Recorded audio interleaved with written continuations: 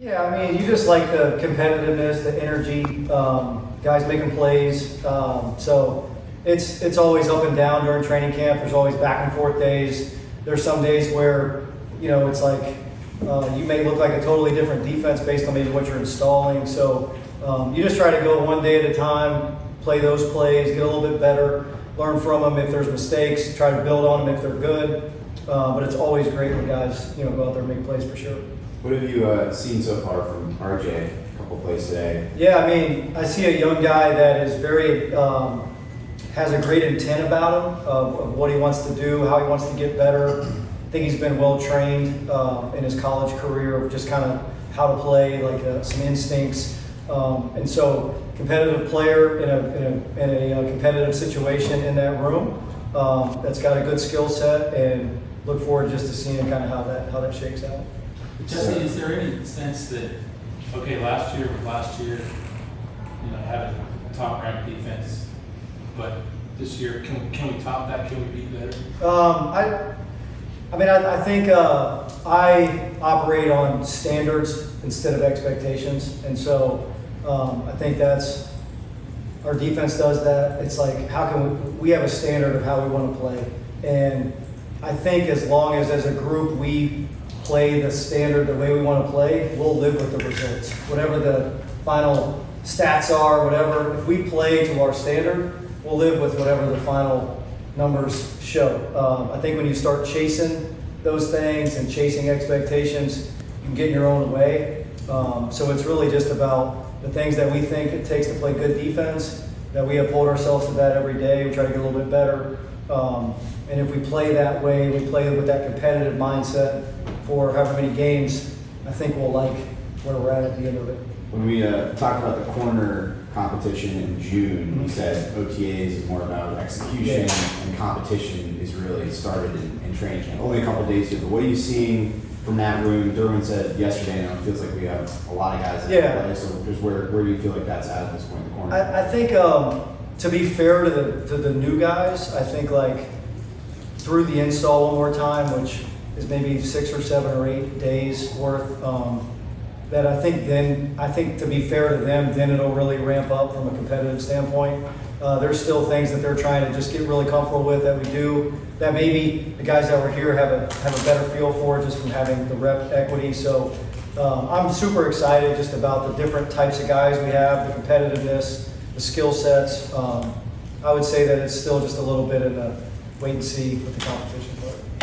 What's your philosophy as far as settling on, especially in the secondary, settling on a starting group that's going to play every week versus, you talk about having a basketball team being able to change pieces and being versatile in that way. How do you balance that? What's your philosophy? My philosophy is to have everybody ready to play. And I just think back to if you look back at our depth chart from day 2 of training camp last year, and then all the different people that played in different spots and played major roles, I think you have to do it that way. I think you can get too dependent on a guy, or this guy plays this way, and then if he's not in there, it changes everything.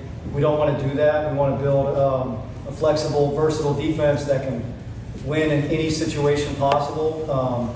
Really, no matter who we have, no matter who they have, that we can do things to try to give ourselves the best chance to be successful. So,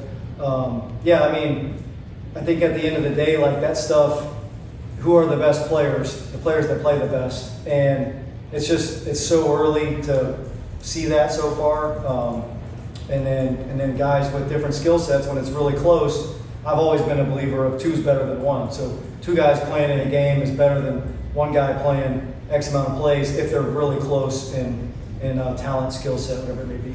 Jesse, one of the guys I want to ask is about Tuli. How have you seen him grow from year 1 in the system to now year 2, a lot more comfortability, getting used to it? Yeah, I think you kind of use the word, and I've heard Coach say this. It's like you don't want a guy to be comfortable, but you also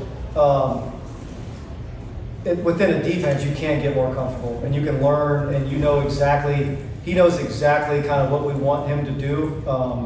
And then he also has a playmaking skill set about him too. So I think the really good players, it's can they do what you want them to do, but do they also have that little magic where sometimes they go outside of the realm and make a play? And the really good productive players, I think, have always been that way. and I think he can be that. I think he's done a great job just taking advantage of the opportunity. He doesn't put too much pressure on himself, but he knows that it's time, and he's really done that already. I mean, he's started a bunch of games here, so it's not completely new to him. But I'm really excited about where he's at and what he can him do. taking the next role, as a little bit of a leader on the defense. What do you want to see from him? I just want him to be himself. I think he's got a great personality. He's got a good vibe to him that guys like being around him. Guys like talking to him. Guys don't mind when he speaks every once in a while. And so he's ascending into that type of role, and ultimately just want him to be himself. And if he's the best version of himself, we'll be happy with what we get out of him.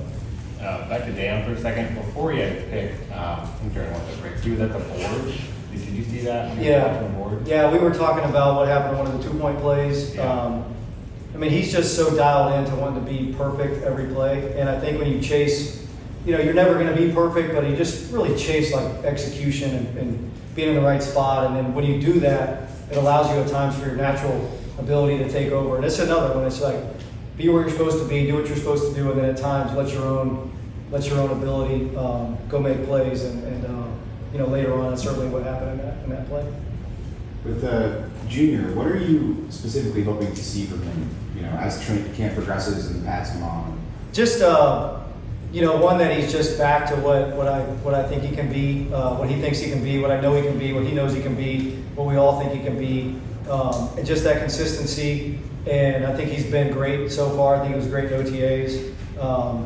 And so just building on it, not worrying about what's going on around him, focusing on himself, putting himself in the best position, and then letting all that stuff, let the competition shake out over the next, I think we're at 49, 50 days roughly to the play. You guys had a rotation going early in the season, before injury struck with, Daiyan, Denzel, Yeah. and Junior. Obviously, Daiyan is in a different spot now than Yeah. he was at that time last year. But just, would you consider, a rotation at that spot? Would you hope that someone between Denzel and I think Junior it's rotates? similar to the answer earlier. It's just like, I think if there's more than one guy that can play a position and they're really close, and it's like, okay, what does this guy's best 25 plays look like and this guy's best 25 plays look like versus maybe one player's 50 plays. So I'm always about, it's different than a lot of people, but I just think like, there are guys that maybe graduate from that. Like, Daiyan is going into this year at a little bit different level of like, we don't want to take that guy off the field.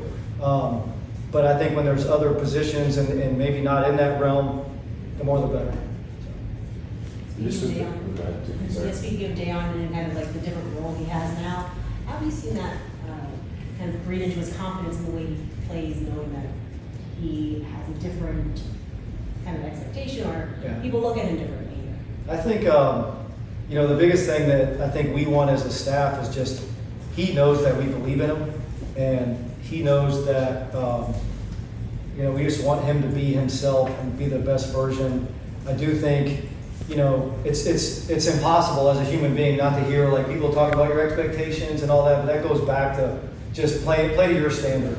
And talked about it before, like if he just plays to his standard and keeps improving, all the other stuff will take care of itself. Him and Tuli are similar in that they've grown into a role now where people listen to him, and that just comes with being good players, being good workers.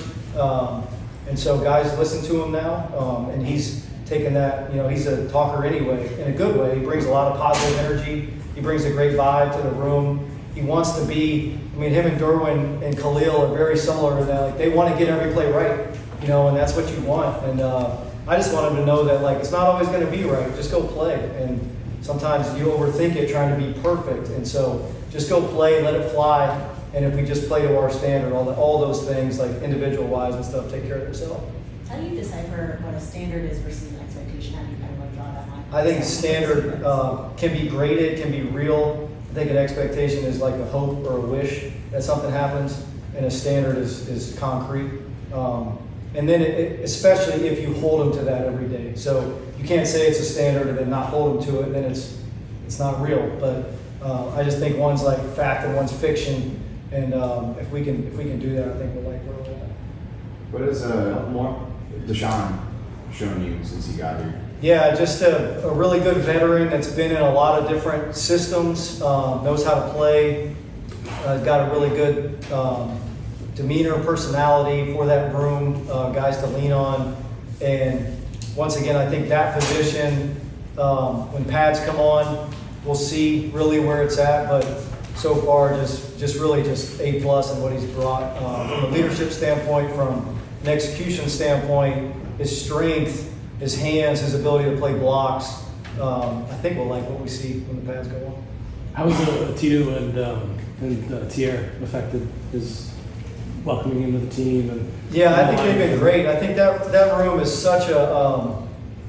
I think any D line. I mean, you look at the Super Bowl even where they have guys. One guy left who got paid a ton of money. They got another guy that's probably going to get paid a ton of money. But it's still a rotation and still multiple guys playing.